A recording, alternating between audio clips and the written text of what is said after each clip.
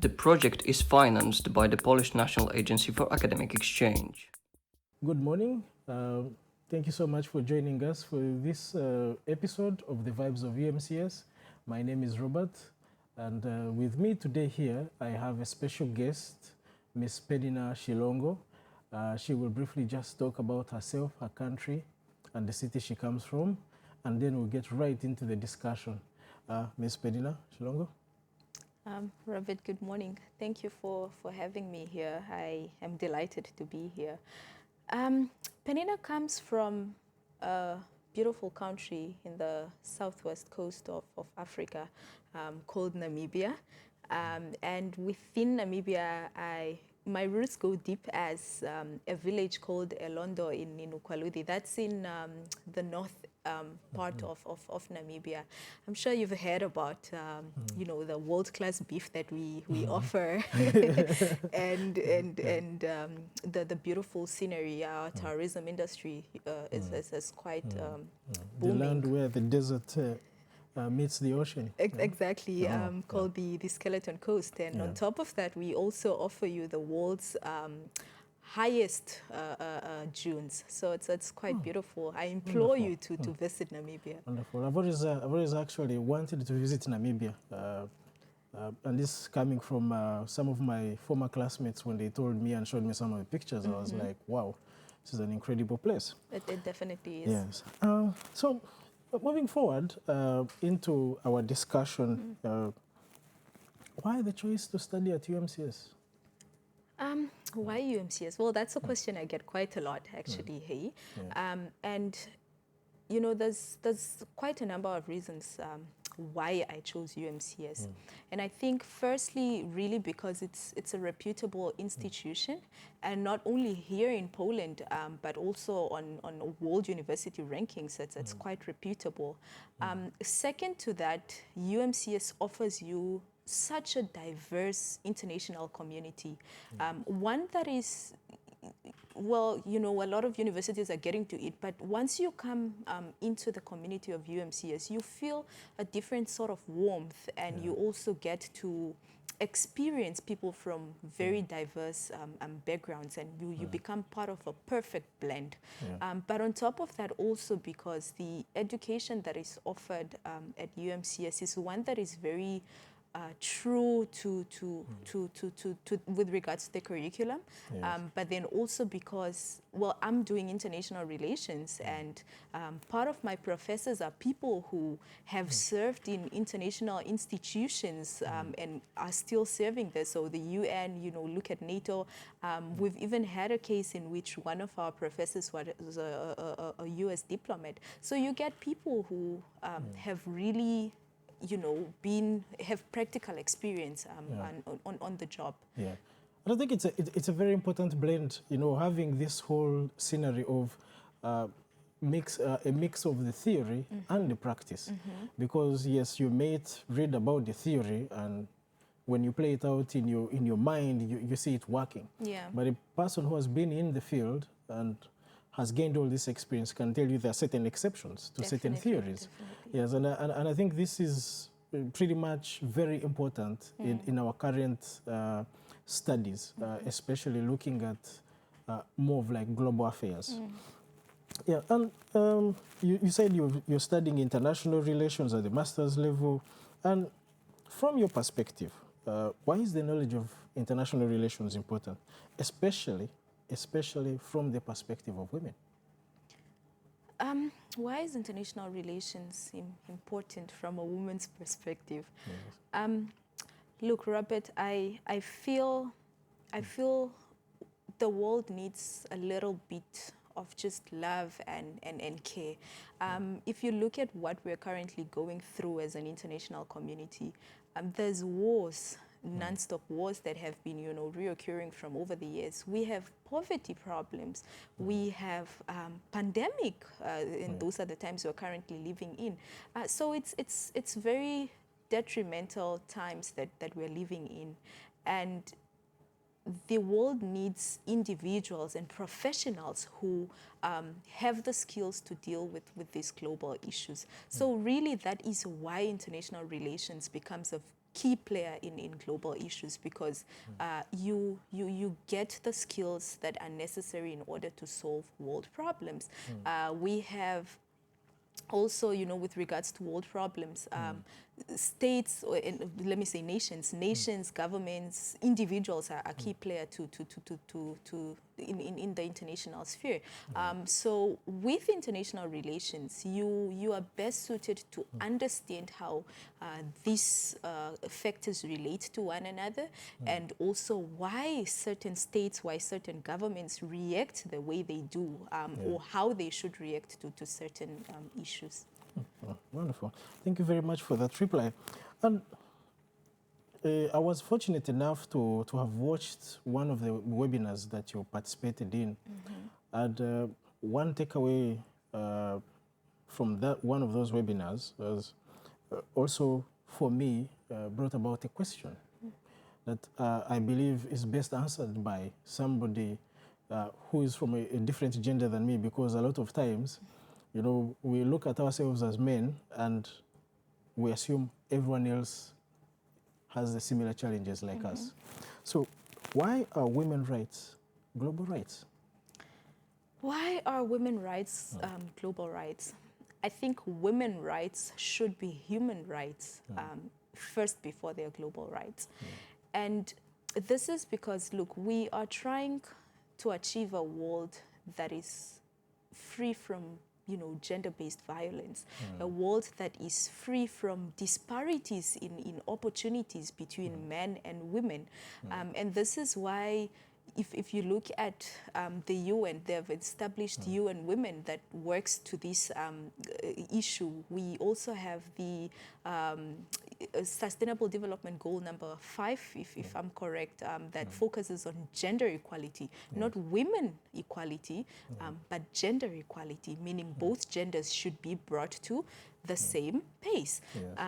So we need to be very intentional about empowering women. We need to be very intentional about creating a community that is safe to women, that is accepting of women, that uplifts women, in order for us to, because look, women are key players in our communities as much as men are, and in order for them to come to the center stage, and they need to be afforded a seat at the table, and we need to be very intentional. I think this is why I speak a lot about what is this affirmative action towards people and communities that have been previously disadvantaged. So when it comes to women, and I like how the international community has really been working towards this, they deliberately uplift women, because they have been deliberately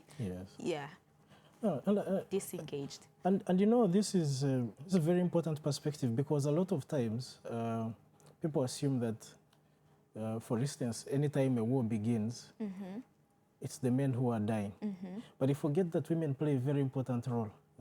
One, not just within the military, of course, but also in terms of the survival of the communities. Whenever there is a war, it's the women that are taking care of the children. It's the women that are looking for food. It's the women that are building the homes, because the men are, you know, fighting the wars.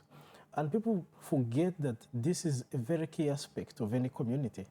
And from just your explanation, you know, it's quite enlightening that a lot of people don't understand this perspective, yet they expect to make policies that are going to affect pretty much everyone around them.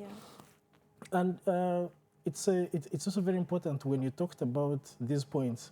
I'm very much reminded of women like Ainebyona at the UN right now, and Her Excellency, the First Lady of Namibia, Monica Gingos. So when you hear them speak in some of their speeches, they highlight this gender affirmative action. They highlight that it is very important to bring women to the same elevation, to the same table as the men. And you find that in some of our communities, when you mention the word gender, you will hardly see any men. But I think this is a work in progress, and people need to appreciate that there is a lot that women bring to the table that actually a lot of people have not yet seen. But let me not ramble on. This other question is going to be more personalized to you, Ms. Peninna. What will you add to the image of, to the global image of Namibia? And I mean, do we see an ambassador, Peninna, or her excellency in the president of Namibia in the works? Well, Robert, my dreams were as high as, serving as an ambassador. Yes. But since you are provoking my dreams and my aspirations, I don't see, I mean, it would be lovely to have President Shilongo, as the Namibian president. But truly, for me, there's two things that pushed me into international relations.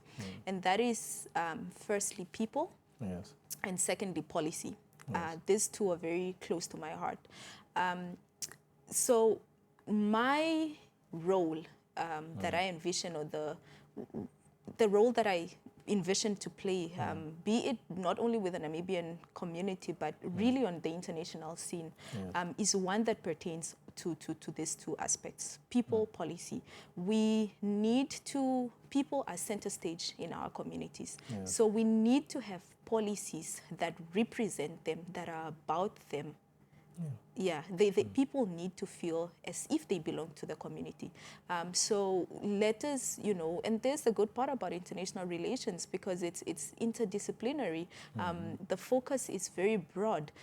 You come here and, you literally do economics, you do culture, you do law, you do. So with the knowledge that I possess, and that anybody who's in international relations major possesses, we should be able to make the world just a better place through policies that affect people. Okay. Well, thank you very much for that reply. And, even hearing what you said about people and policy, I think that's, it's very important. And a lot of people, especially a lot of the people in politics now, tend to forget that whatever policies they are designing, at the end of the day, these policies are going to affect people. The people, yeah. Yes. So, I mean, if you look at even the political landscape, the global political landscape at the moment, it's really unfair that we're going to lose certain personalities, milestones in terms of even like people-based policy. Chancellor Angela Merkel is going to leave.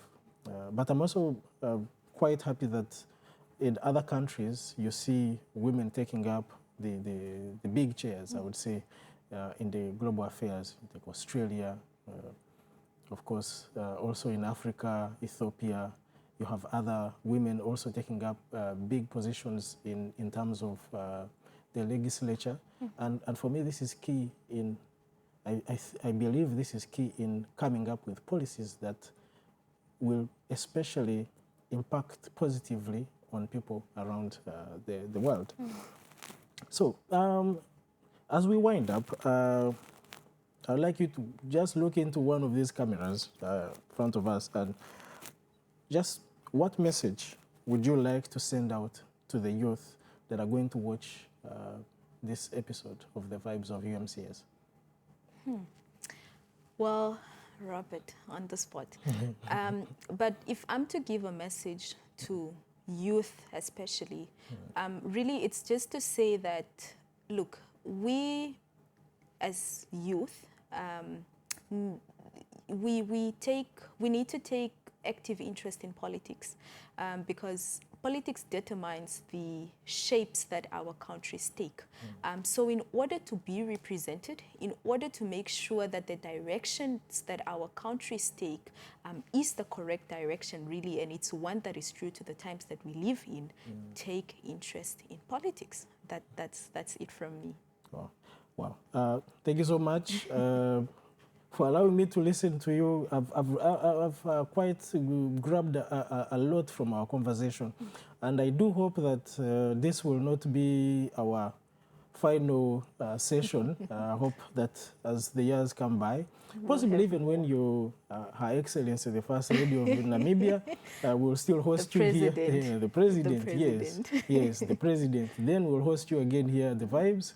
But I can't add anything beyond what you've said, and it has been a pleasure sharing this session with you. Thank you so much, and look forward to meeting again next time. Thank you for having me, Robert. Thank you very much. Yeah. Thank you.